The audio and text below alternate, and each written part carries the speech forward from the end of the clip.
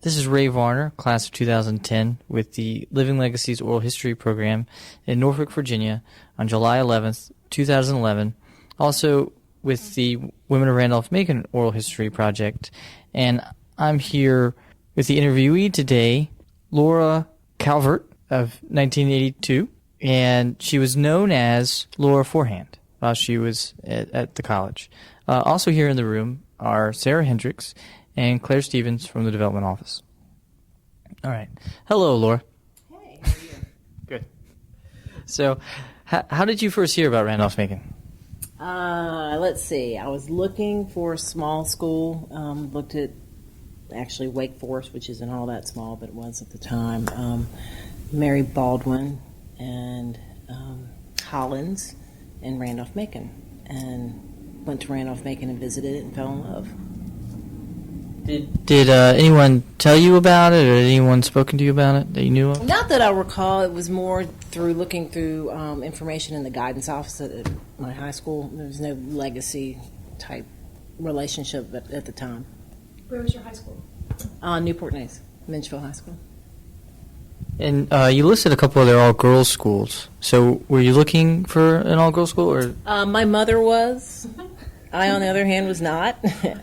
So she actually thought for a while that when I told her I'd been accepted to Randolph-Macon that I was going to Lynchburg, and was quite distressed when she saw that the address was Ashland, Virginia, as opposed to Lynchburg. So, do you remember your first trip to campus? Yep. I went with my father to look at the school and did an orientation and wandered down around where I don't know if we still call it the motel dorms. Freshman Village. Now. What is it called? Freshman Village. Well, of course it would be the Freshman Village. Anyway, was quite entertained by walking down. I believe it was Olin on a Saturday morning about 9 o'clock. So you can imagine what the hallway looked like after a Friday night, and thought, this looks like fun. There you go.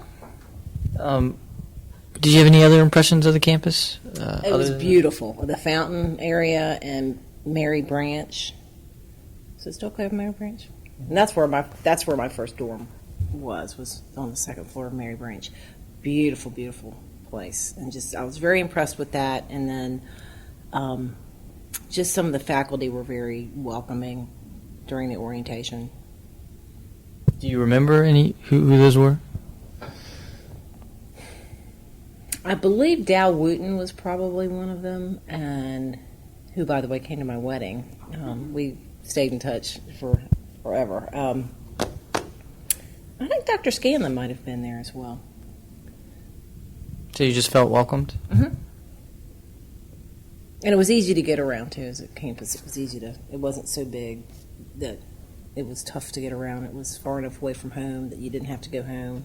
Parents like that, too. It was far enough away, but close enough that you could if you wanted to, being from Newport News.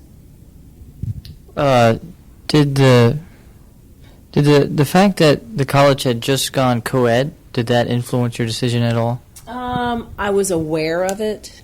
I can't say really that it influenced my decision.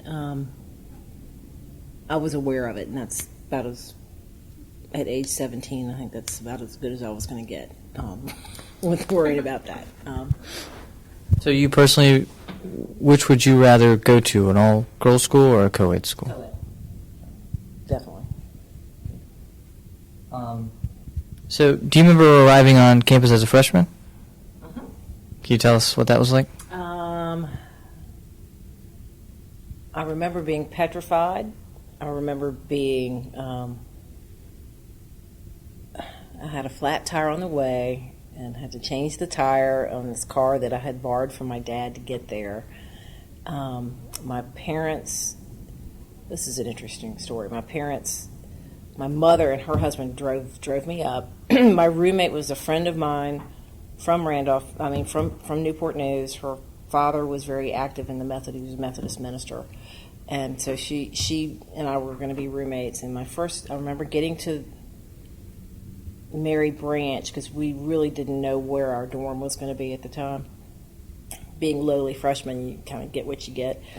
And we had bought for lack of a better term, like a shag rug. It was a green rug that, so all our stuff was going to match, which of course lasted maybe half the year because everything kind of gets messed up. But my mother the door was dragging at Mary Branch, and so she had one of the student government officers who was helping us move in shave off the bottom of the door so our rug would work. Who, by the way, ended up being my first husband. So I met him the first day on campus.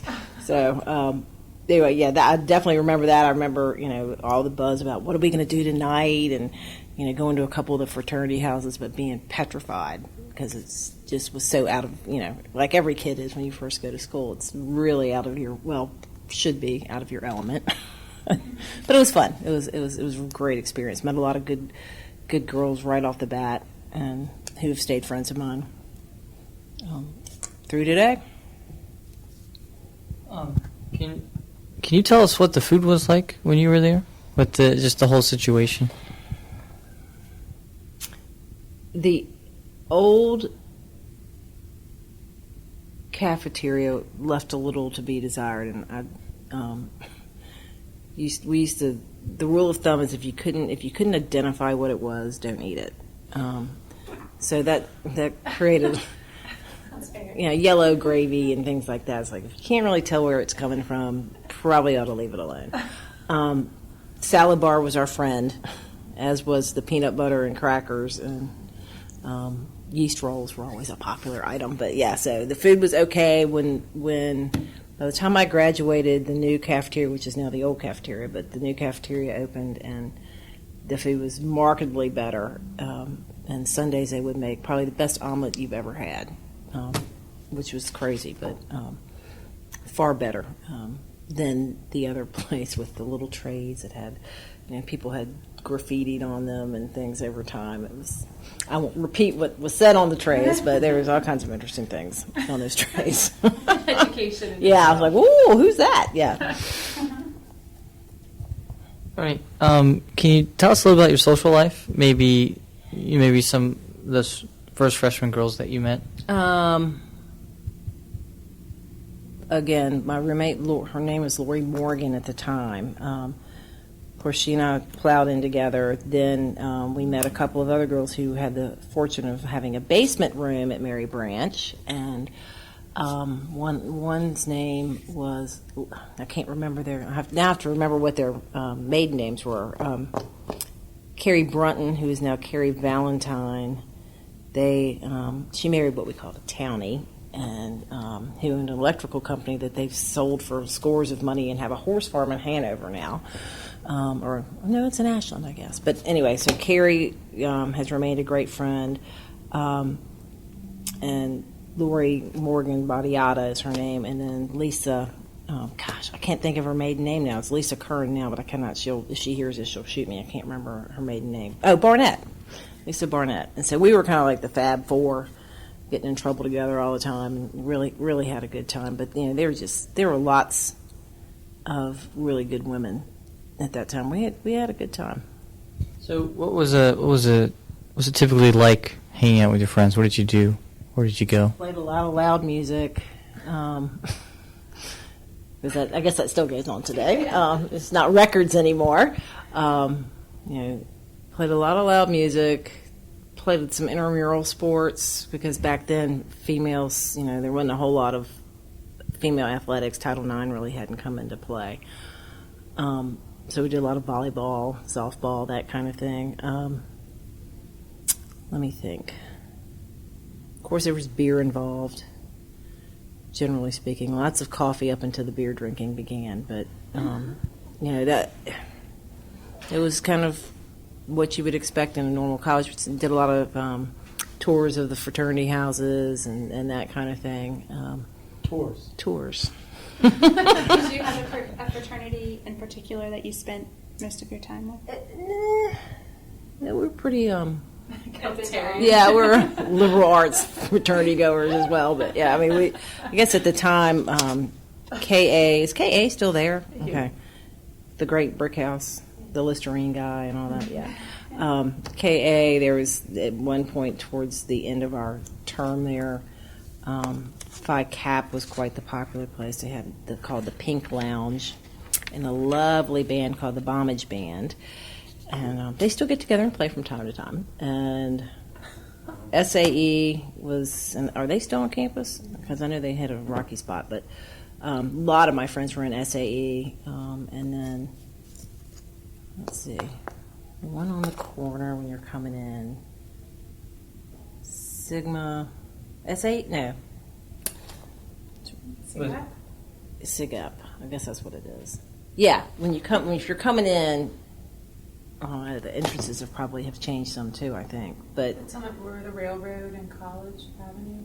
Isn't that Sig Up? no, this would have been if you're coming. The other way. Yeah. That's actually not a sorority. Yes, it is, and I can't think. But anyway, it just kind of depended on who was dating who, and you kind of moved around depending on that what good party was going on when, and what band was playing where. And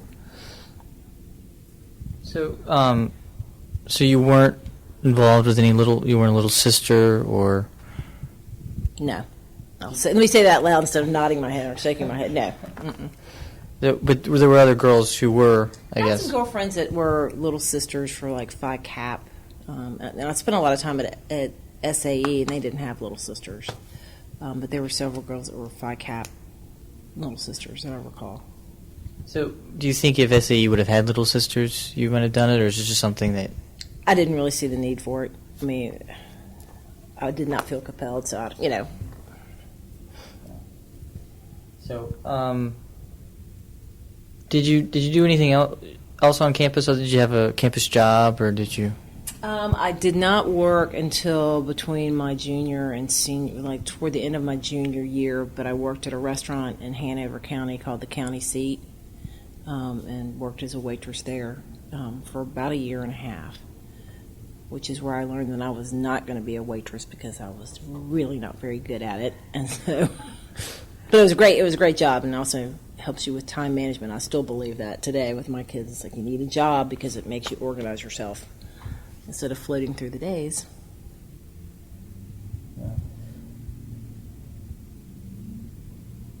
Were you a member of clubs like newspaper things? Did some time with the newspaper, and then the I can't think of what it's called. I was an English major, and so stylist. They just started that back up. Did they? This year, yeah. That was a lot of fun. Trying to think of what else. Do you remember? You said you participated in athletics. Do you remember Greek Day? Do you remember that when I guess women would compete because there were no sororities, so women would compete. Yeah, and I don't have any vivid memories of it particularly. I don't know that that's good or bad, but it was. I remember it going on. I don't really remember participating particularly. Mm-hmm. Do you remember Camptown races? Oh, yeah. Can you tell us about Camptown? Doo-dah. Actually, Camptown had stopped. The race itself at the time had stopped because someone had gotten injured. And so the campus had an annual event where they brought bands in for Camptown. And it was a kind of a party weekend. And they would have pretty good bands. And now you're going to ask me which ones, and I can't really remember. But fairly well-known bands, and just a lot of dancing and playing and partying. It was good fun, but it was a shame because I think Camptown had stopped just a couple of years before I got there. Do they still do Camptown? No, I had never heard of it until I started Really? doing this project. Yeah, that's how much it's gone. Camptown was a lot of fun, and they probably stopped it for a reason because it was pretty raucous at the time. I guess you remember homecomings. Yeah, I mean, again, that was one of those where typically we weren't there to watch the games. We were there to socialize, and we'd have people come visit us during those periods, during those events. And people. It's really funny. People were dressed very casually, in my estimation, in that period because it was like the late 70s. So it was more still kind of jeans and it was just casual as opposed to I know going back several years ago and it looked like back to the Eisenhower era where everybody was wearing pearls and everybody's all dressed up in coats and ties. So that was not what homecoming was like. It was quite casual. So was it the same for the Hampton-Sydney game, I guess? Mm-hmm. Other than the fact that we wore big buttons that said things like "Go to hell, Hampton-Sydney," and lovely, lovely things like that. Oh yeah, the buttons were probably about 5 inches in Some diameter. of them still come back out. Some of the Do they? Yeah. There's some not so pretty things on some of those buttons. Hey, got to get it out of your system. Now they simply say BHSC. Okay, all right, that's better. But yeah, back in the day, I probably still have one in a box somewhere. So you mentioned that you lived in Mary Branch that first year. Mm-hmm. So where did you live the other times while you were there? Motels. Okay, so you moved to Olin? I lived in Irby. I'm trying to think which one was the first one that went. Okay, so you've got the first courtyard. You got what is it, Smith, Irby, and Olin. So it was Olin. Yes, lived in So it was Olin. Had a lovely corner room on the courtyard. And that was fun. Those were just female dorms. Mm-hmm. Yeah, that was in fact when the guys found out that was going to become, because that was kind of the guys' domain, that whole row, other than the back. Garland was the girls' dorm, and that was the guys' domain. And when they found out that it was going to be given over to the females, they were not any too pleased. So they started trying to trash the dorm, and of course we were going to go for it because the more you mess it up, the better it'll be for us. So knock yourself out, guys. And but going in there now, it's amazing the transformation that we had the payphone down the hall. It was so different. No cable, no computers, it was very different. It's crazy to go in there now and see how upscale it is. But when I moved to the motels, I told my mother we were going to be in the motels. She thought I was talking about the Holiday Inn. So again, she shows up on campus, and I said, "Let me show you. Let me show you my room." She's like, sees this army barrack, and we were pretty low maintenance. We didn't fancy it up a whole lot, and she thought we were really at a hotel on the way into campus. That maybe there'd been overflow or something, and we were at the hotel. Put my mother through a lot. She took it like a sport.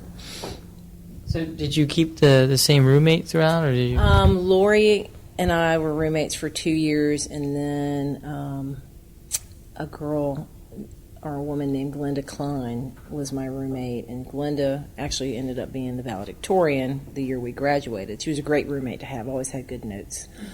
And she and I we would like close our blinds the night before a big exam because people would come knocking on the door wanting to see our notes. And it's like, if you can't go to class, you can't have my notes. No sympathy here. So she was a great, great roommate. She was a lot of fun. Do you remember if there were any visitation policies while you were there? So after hours? Or? There may have been. Whatever they were not strictly enforced. Okay.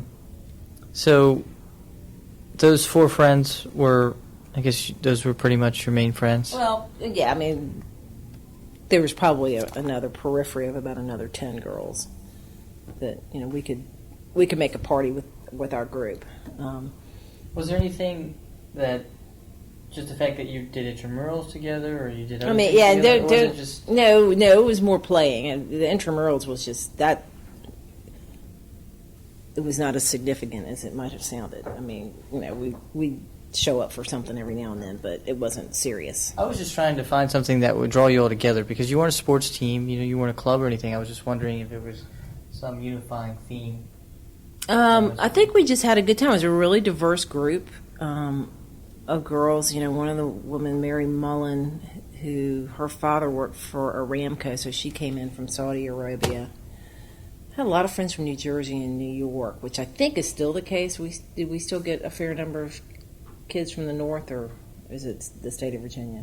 Pretty much. It's a large population from Virginia. Okay. We still have a handful, but Okay. probably not a significant number. But it was just a real mishmash of people. It's really interesting that you ask that, because I have no idea what brought us all together, and the fact that we had a good time together, and it was a lot of women with big personalities. It was not a meek group. And so that probably had a lot to do with it. We gave our RA a hard time a lot. You know, painting things on her door and with shaving cream and all that good stuff. You know, typical college fun. But yeah, I couldn't really put my finger on it, on the fact that we were a pretty raucous crowd. And You said that you guys had enough to throw a party. We were talking to someone who's maybe sometime in the 80s, and they said, and it was obviously a woman, and she said that they would have parties on their hall, like their hall. She was in Conrad, I think, or the new dorm, and that their hall would host parties sort of similar to the fraternity parties. We would do a luau. You guys would throw. Yeah, the yeah. Girls somehow would figure out. We'd how to do a cocktail. Yeah, we did like a cocktail party thing, and then we did the luau was the big draw, and we'd take the whole courtyard over and have build a tiki bar, and the courtyard. Oh yeah, it was fun. Yeah, I mean, yeah, imagine that now. Would I that mean, fly, Ray?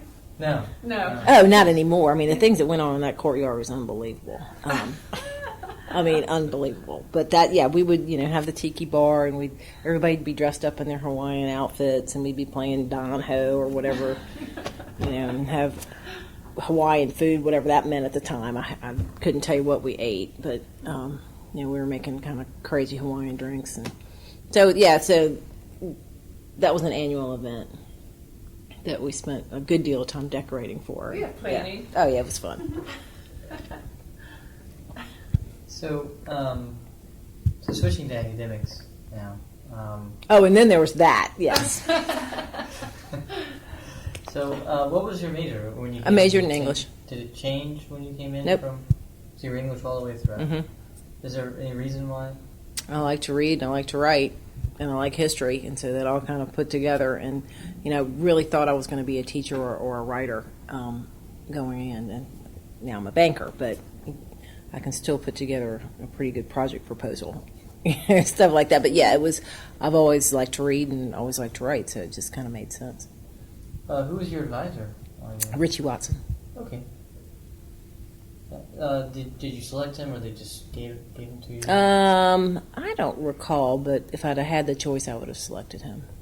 He was a great advisor. And then Dow Wooten was, again, a very good mentor for me. And I don't know if you all have heard tales of Dr. Gray. You could tell him to us.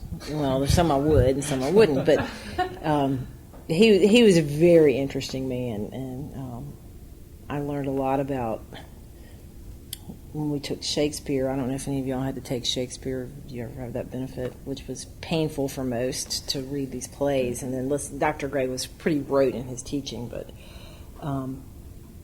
he always encouraged everybody to go listen to the albums in the library of the plays.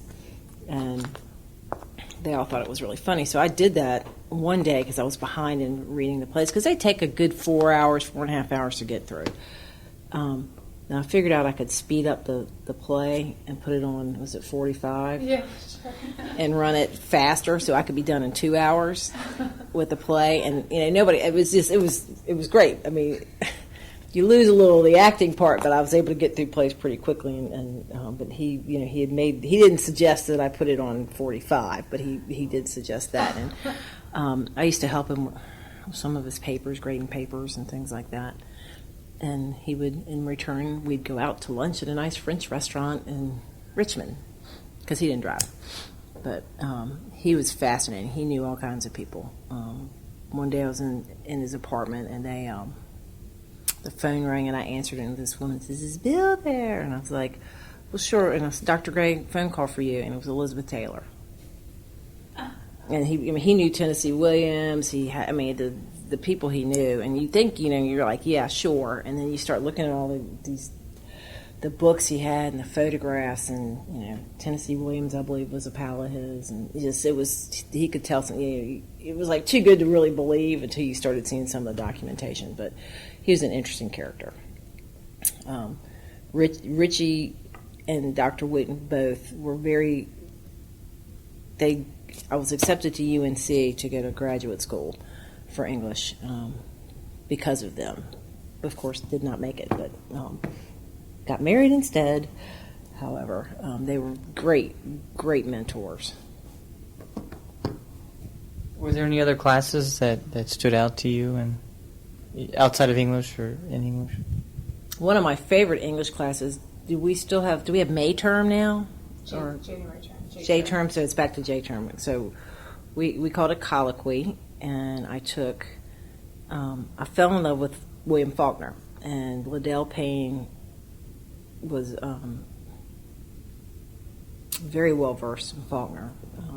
And he taught a class during colloquy in his office, and there were 5 of us, and it was one of the most powerful classes I've ever taken. It was just fascinating, the stories he could tell, and it was a group of people that really wanted to be there and really wanted to learn, and so that was a great piece. Now, another colloquy, my friend Lisa and I took a class called the Sociology of Leisure. Yeah, that was a lot of fun. And you had to do a presentation. You had to do some sort of study. It was a long month. Well, you had to do some sort of study about a leisure activity. And some folks chose to study skiing and different things like that. And Lisa and I decided that we were really avant-garde at the time and actually took photos of. We studied people playing Monopoly. And night after night after night, and so our class, she'll kill me for telling this, but anyway, our presentation, we'd taken all these pictures, so we had at the time a slideshow of all this, so we were shoo-in for a good grade because nobody else had bothered to do anything, and we even had pictures, of people. So it was the rituals and fetishes of playing Monopoly, and how people blew on the dice and chose certain men and wanted to buy certain properties and what that said about their person. But it was, we had a ball. We had a good time. So that was a fun class. I'm trying to think what else. Math was not my strong suit, which is ironic since I'm in banking now. But I had a very good professor who had the patience of Job, Professor Moore. I don't know if he's... Yeah. And I would show up on his doorstep faithfully, and he would help me get through the math course. And it was, he was the most patient person in the world. Because I'm like, I'm not getting this. He's like, all right, sit down. Was it calculus or statistics? I think it was statistics, which now I do a lot of statistics in banking. We spend a lot of time on that. But he was just as patient as he could possibly be. So that was my math was my struggle, but he got me through it. I had a lot of fun classes at Randolph Banking. Dr. Scanlon, loved him. One of my first pieces of advice from another student was always write, when you're answering the essay questions, write it like it's a story. And write it like you're writing a creative story, but put the facts in, because he'll love it. And he did. You get a lot of credit for creativity as long as you get the dates and stuff straight, But it was, he was great. It's great. I enjoyed his delivery when he was doing classes, and which makes a big difference. Is he still teaching? He doesn't teach. He's still very much on campus. Is he? I think his last class was in 2008. Okay. He had retired before that, but I think he was faculty emeritus, sort of teaching one class. Okay. I think just to keep himself occupied, time management. Yeah, there you but go. now he's full-time for a professor, writing the second half of the Randolph Macon history, so from Luther White through Rusty Martin. But he's very much on campus and obviously delightful. And he was always a kick. Going out to coffee every Friday with Tom Porter, and just very active on campus. Yeah, he's good for him, because he could spin a good tale good historical tale, which made you want to go to class. That was one thing I did like about Macon was the small classes. That was probably, back to your first question, one of my deciding points was I like the fact that you got to know your professors, and it made, to me, that makes you more accountable than sitting in a room of 1,000 and they don't really care if you ever show up or not. That's a big deal to me, and then you can actually have conversations with them, and that was huge to me. So, can you tell us a little bit what you did after graduation? So, what you did? Not immediately. Pretty much in general? immediately until Okay. you get. I know you were planning to go to grad school. You didn't. Yeah, make it, didn't right? go to grad school, but got married that summer. Did you date that man the whole time you were Yeah. at college? We got married that summer. He went to law school at UVA, so I moved to Charlotte. He was a year ahead of me, so he'd been there for a year. Moved to Charlottesville for a couple of years. Had a great job working at Farmington Country Club as an assistant to the tennis pro. What a great job. I mean, shorts every day, it was great, organizing tournaments and things like that. And then we moved, once he graduated, we moved back here because I'm like the water, and so we came to Norfolk. And he worked for a law firm here, and I started with what was then United Virginia Bank, which was a really long time ago, and has just been in banking ever since. Don't ask me, but it's leadership, management.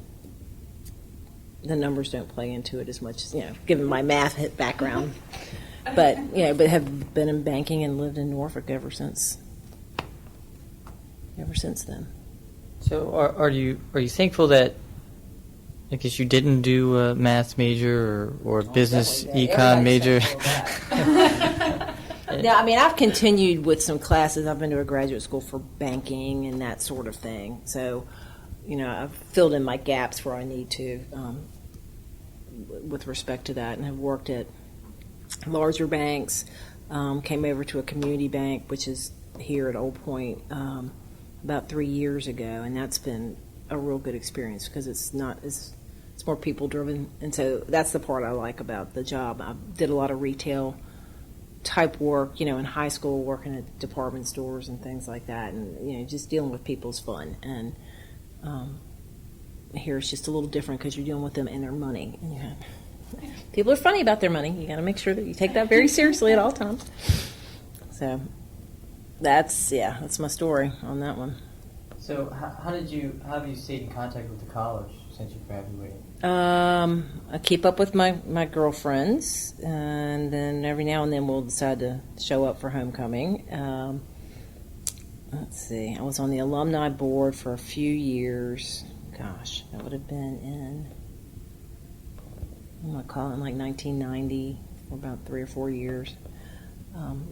So kept in close touch then, and then during childbearing, I think I kind of got a little away from it, and then just recently I've started getting more involved again with the school. So how have you been doing that recently? Been talking to Jane Dungan for one thing. We've been talking about the women's initiative, and that's probably the biggest thing recently. And of course, sending a little check every now and then, but Thank you for that. yeah. Oh, it's a little check. Don't get too excited. Every little bit It all helps. makes a big difference. Yes. And a question I always like to ask, obviously, you knew we were coming today, and I didn't know if there were any stories that our questions haven't touched on for you to share. And is there anything else that sort of stands out as special memories or significant moments in your experience? Let's see. I mean, they're random thoughts. One of the neat things when you graduated with Dr. Payne is he and his wife had all the seniors over to the house. I don't know if they still do that before graduation or not, but that was a lot of fun. I guess for me particularly because Dr. Payne, we had a good relationship. But I remember, that was a great memory. I remember people putting soap suds in the fountain. So fountain both different colored then? At some I don't point in think the mid so. 80s, or in the 80s, at some point I know they It put changed colored colors. lights. Yeah, I think it was all white. Which I think would be amazing and horrible. All at the same time, yeah. I think I I'd be remember into that. I never did that, but it was always fun when people did. What else? Random thoughts. We had a lot of ice. Is it still ice up there? And because I guess instead of snowing there, it iced, and that was back in the day when I was there. Everybody, the cowboy boots were in like they are now, and so everybody's determined to wear their cowboy boots. Well, that's a little slippery, so there were a lot of people falling. I remember that. I mean, a lot of people falling. We used to go up. I think it's where there's a restaurant on the railroad now, or used to be.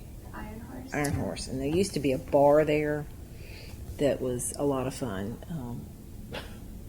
And I was the only one with a car, and we would drive my car up there, and I'd park my car, and then we'd all have to walk back. And then the next day after class, I have to go back up and get my car, and then we'd do it all over again. So, we didn't leave campus a whole lot. We didn't need to. It was, once we turned 21, then we would maybe go into Richmond, but it was just, for me, wasn't any fun because somebody had to be sane and drive everybody back. So staying on campus, we just had a good time, and we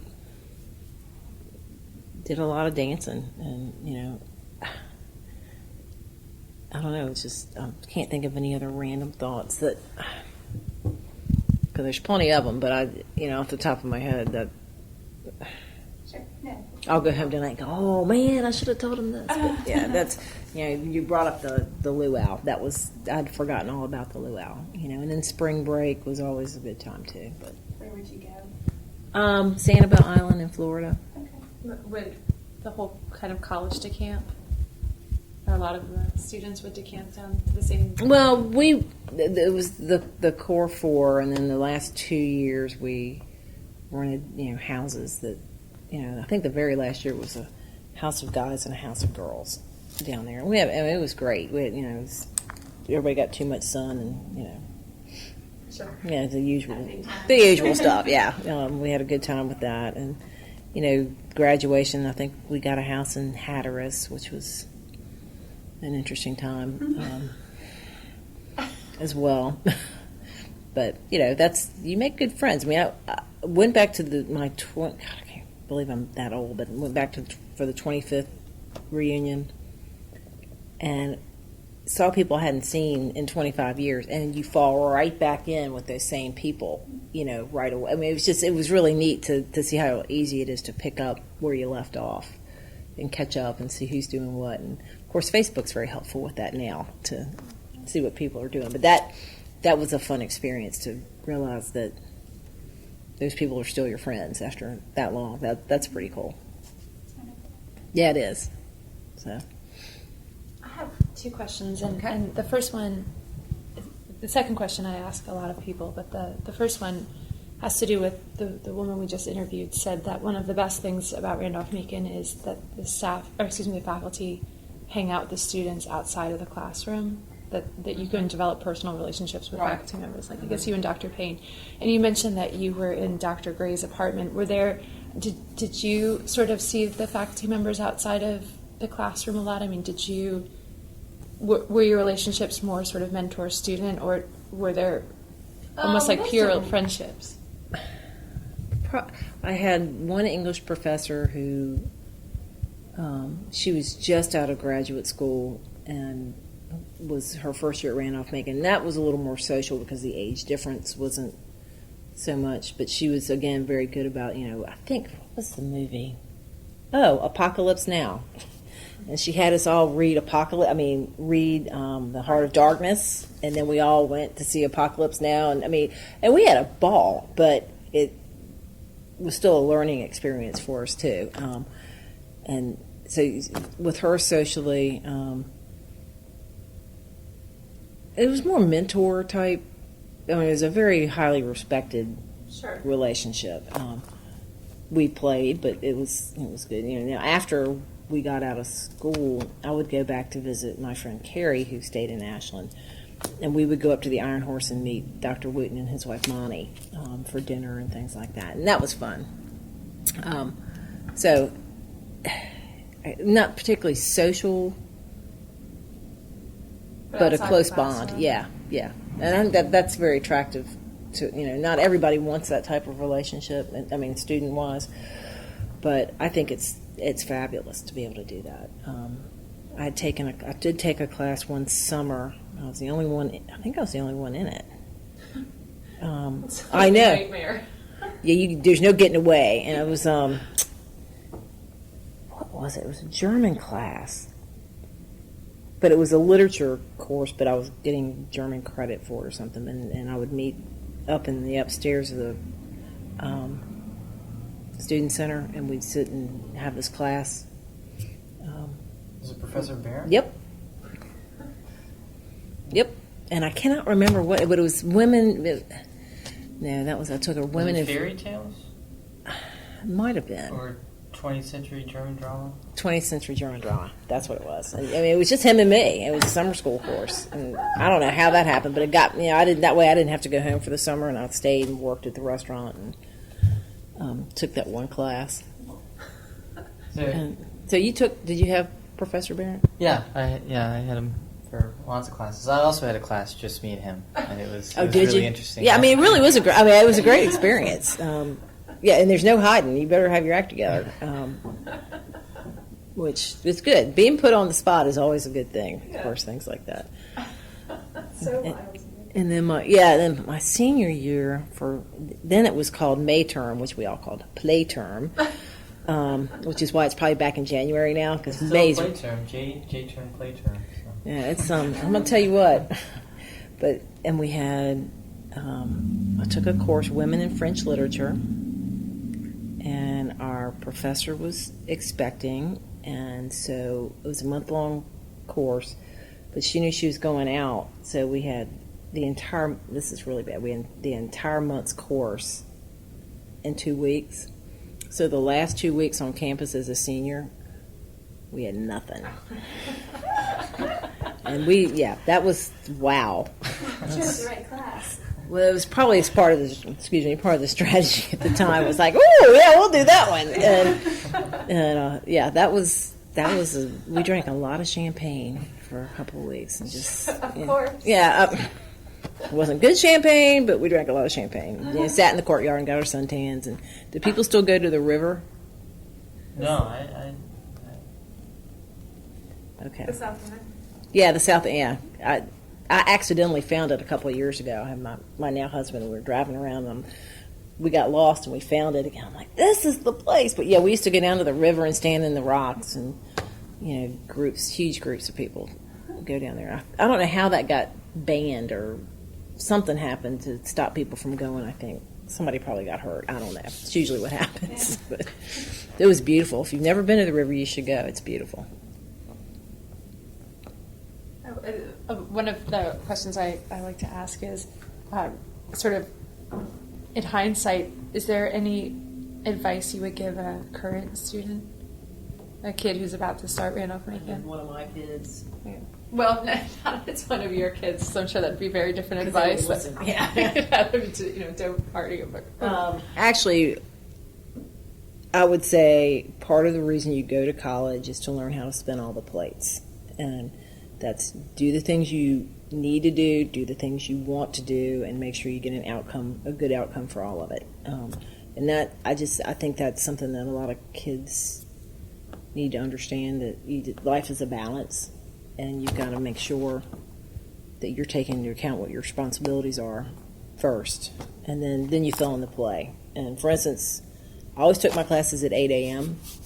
We'd be up till 4 in the morning or whatever, but I would always be at my 8 a.m. class because all the good fun stuff started happening in the afternoon, and I didn't want the temptation to not go to class, because that was one thing. Going to class to me was you're paying to do that, and it's just foolish not to. And that is some advice of my oldest son, that he's heard that from me more times than not. It's like, get to class, because that's what you're there for. And you actually might learn something. So I think with him, he went to a different school, but we broke it down to how much per hour it was costing him if he wasn't there, and he could just owe me that money back if he didn't go to class.